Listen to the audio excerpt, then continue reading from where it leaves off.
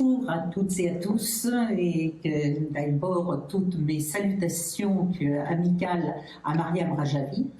Je voudrais remercier votre présidente de m'avoir invité une nouvelle fois à venir participer à votre grand rassemblement annuel.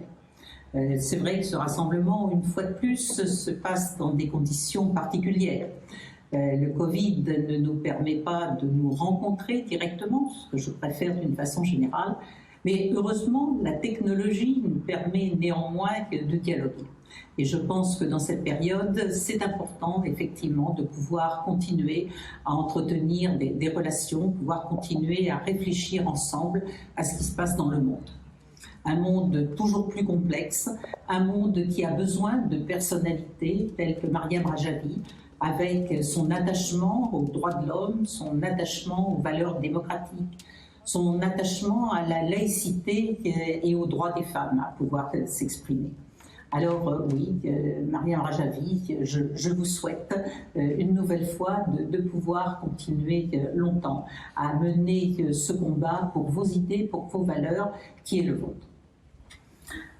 Mesdames et messieurs, depuis la dernière fois que j'ai eu l'occasion de m'entretenir avec vous, il y a un événement majeur pour toute démocratie qui s'est passé en Iran. Cet événement majeur, c'est l'élection présidentielle. Et c'est vrai que dans tous les pays démocratiques, l'élection présidentielle, c'est un moment particulier, le moment probablement le plus intense pour une démocratie.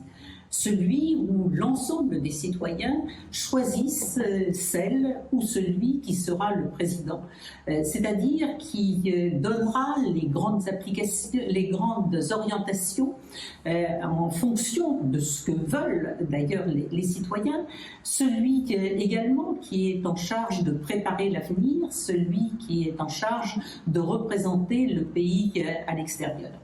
Oui, c'est pour cela, et parce qu'il y a à la fois cet enjeu majeur pour le futur, mais aussi la participation de tous les citoyens, qu'une élection présidentielle est un moment fort dans une démocratie. Hélas, ce moment a pris un aspect particulier en Iran, loin de ce que l'Union européenne attend et espère pour un grand pays comme l'Iran. D'abord, la première des choses et qui est contraire au principe démocratique, c'est que le choix même des électeurs a été restreint. Normalement, on choisit son président parmi un grand nombre d'hommes et de femmes qui sont candidats. Il ne s'agit pas de principes occidentaux, il ne s'agit pas de principes américains, il ne s'agit pas de principes asiatiques. C'est le principe de l'idée même de la démocratie. C'est la première lacune en ce qui concerne la première atteinte au principe démocratique. Mais ensuite, il y en a eu une autre, qui est d'ailleurs probablement liée à celle dont je viens de parler.